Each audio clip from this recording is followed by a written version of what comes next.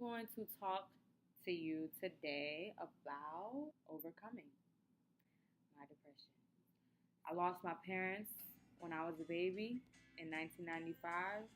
That impacted my life greatly. I was able to kind of just shift the sadness away, and I didn't know anything about mental health. Something very traumatic happened to me. And one day I couldn't ignore what I was feeling anymore. I had PTSD. When I accepted that I needed help, I had to go to the doctor. And when I was diagnosed, I was freaking out. I was diagnosed because I had signs of PTSD, and that was a result of it. They prescribed me medicine for my depression. What triggered my depression, I really felt like I needed my mom. That was killing me, that I didn't have her. And I was going through this. And I was feeling all these things. And I'm like, what's happening? And she's not there. Tell me it's going to be okay. It took me to a dark place because I wanted to be with her. I'm sorry, okay? So no more crying. Where was I? Anyway, so I really, really needed my mom. I'm not suffering from it anymore. I get depressed sometimes, just like we all get depressed sometimes, but it's a difference between getting depressed and like actually suffering from depression. I was suffering from depression, meaning I could not cheer up. Are you going to bring my mom back to life? You're going to bring my dad back to life? You can't. Therefore, this depression is not going anywhere, or at least that's what I thought. I don't have the courage to commit suicide. I know that my parents are watching me. You know, when your parents are watching you, I still feel like I ain't gonna kill myself though, but then my mom really gonna beat my ass. So I just want to put that out there because I know that that is a symptom of depression. Suicidal thoughts, harming yourself. I have not had any means to commit suicide. I have not had any means to harm myself. I have not had any means to want to harm someone else. I don't want to be that person. And they would ask me those things. They would ask me, no. It's that I don't have the courage in me to really give up on myself all the way. I just wanted help to feel better and to not be depressed no more because it was really taking over my life. You become your depression if you allow yourself to become your depression. And I had become my depression. I lost 25 pounds. I was now 105 pounds. I was smoking weed every day. I was sleeping so I wouldn't have to be up, crying myself to sleep every night. What made me get out of that place, it didn't happen overnight. You're not going to just feel better overnight. I was diagnosed about 2 years ago. It's been some time. I've been through extensive therapy, okay? Extensive, meaning for an extended amount of time. So I did a lot of self-work. It wasn't like I just like woke up, oh, I'm not depressed no more. Now, for the medicine, I stopped taking the medicine. By me having medicine for it, I felt like I was really sick. The medicine wasn't helping. I'm gonna need some new medicine. That's when the marijuana and weed kicked in. But that wasn't a good alternative, and that definitely wasn't helping my situation. So I lost a lot of friends. I didn't want to lose them. I wasn't that happy person that made them like me. But I don't feel like I have depression anymore. I'm not there anymore. I didn't think that my life was going to be like this. So I am a billion times better, like so much better. I keep hearing people talk about mental health, mental health. When I was going through my mental health problem, I wish everybody was talking about it then. I felt like an alien. I realized a lot of people are struggling with this, and I overcame it of going from a place to crying every single day for like every hour of the day to now just being just so full of life and energy and happy again. I wasn't always depressed. Yes, I got sad because I didn't have my mom and dad. Yes, I got sad every time I thought about the accident, but I wasn't depressed about it. Regardless of what happened to my life, I never asked for pity. I never asked for sympathy. I always try to use what happened in the accident, my parents not being here, always use that to try to motivate someone. That's always been my thing. Like, no, don't be sad. Be inspired. that I'm not letting this stop me from doing what I want to do.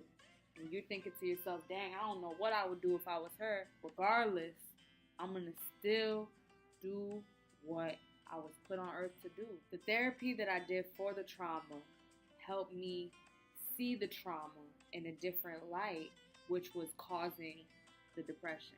The therapy helped with that. I was still depressed. Why? I had lost my best friend of 9 years. We stopped being friends because she didn't want to be my friend anymore. I was angry at her for that. I was really angry. I can't expect somebody to want to stick around that, be around that. I can't expect someone to help me get through that. I understood why we were going our separate ways, but that really took a toll on me because that let me know for real this was like affecting my life.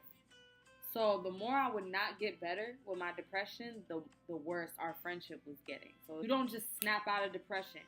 Because if that was the case, people would not commit suicide.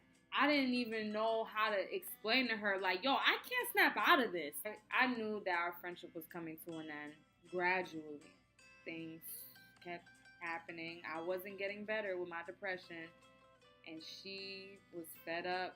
She did a lot of things that hurt me. I was able to heal from the trauma, but now I have the after effect. So that gave me like a different type of depression because now I'm like, damn, why did I even put myself in this? And I met this guy at work. He was like a secret admirer. In the beginning, things were cool. I started doing work somewhere else, and then I got depressed. And because I was depressed, I couldn't work. That's how bad my depression was. We're not like firing you. We just want you to take care of yourself. I had to say okay to that. I was at work crying. Depression is real. This is not something you can just make go away. I was at work crying. In the back of the office, behind the computer, my supervisor came back there and was like,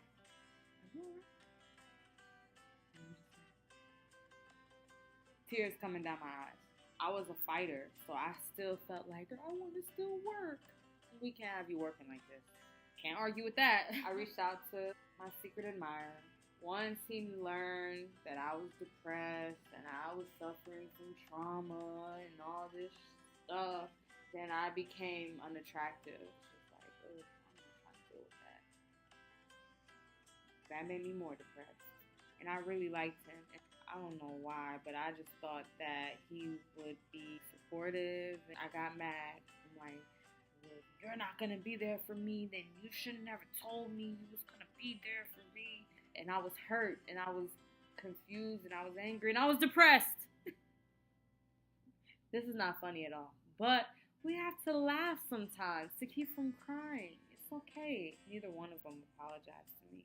But I found myself apologizing to them, trying to make things right with them, and they kept blocking me out. With her, I just said, all right, fine then. Completely cut her off.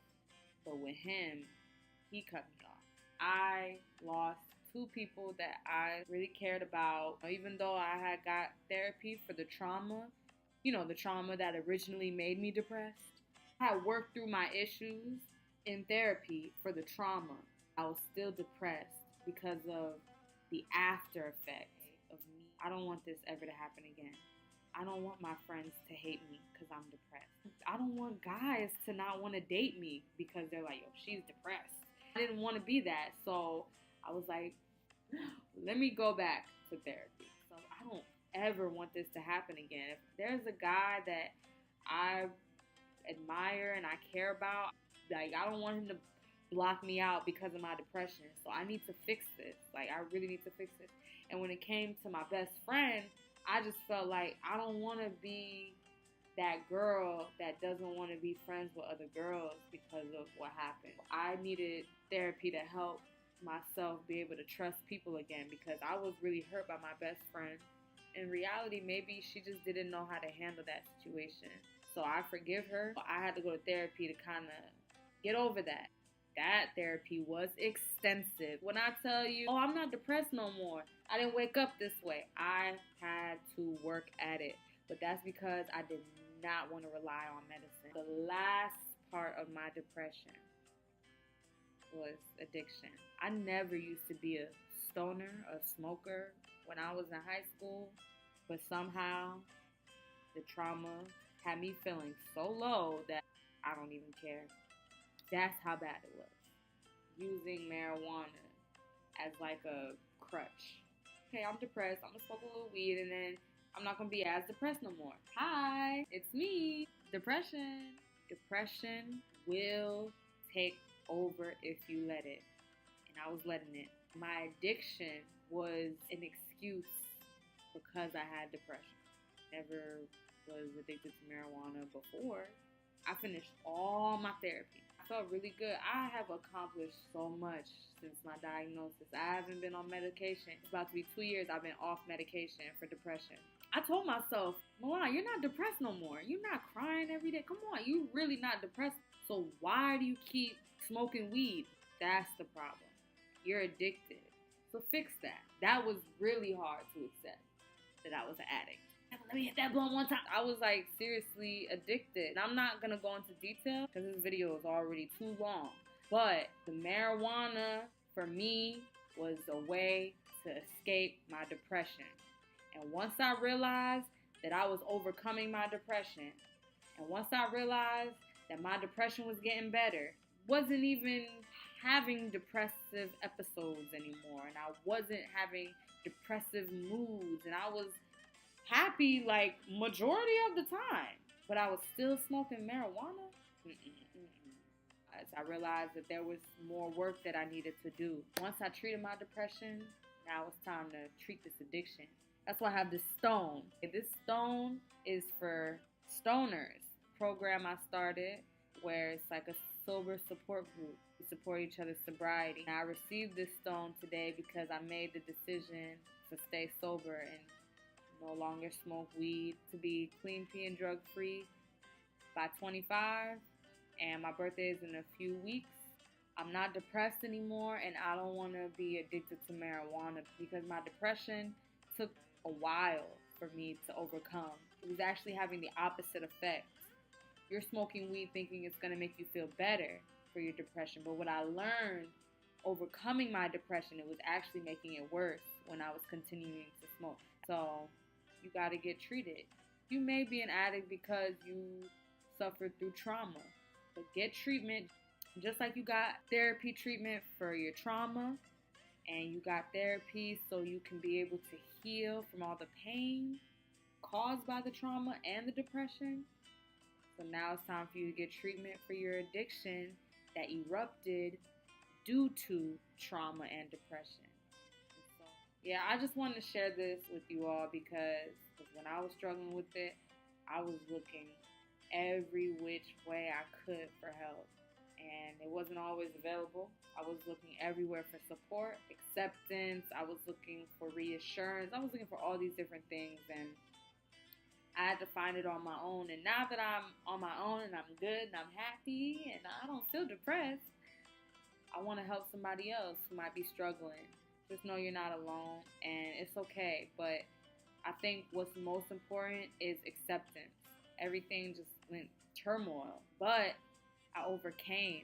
It took a lot of time and it took a lot of patience. I had to be patient with myself. I had to love myself. I had to trust God. I had to pray to my mom and dad. I prayed so hard to them. I went to their burial site the day I was diagnosed. I said a prayer to them and I said, "You please help me overcome this." That was around this time 2 years ago, and look where I am now. You can overcome it too, and I know I was crying in the video, but I'm not sad. I promise you, I'm happier. I'm living my life, and I'm staying sober too.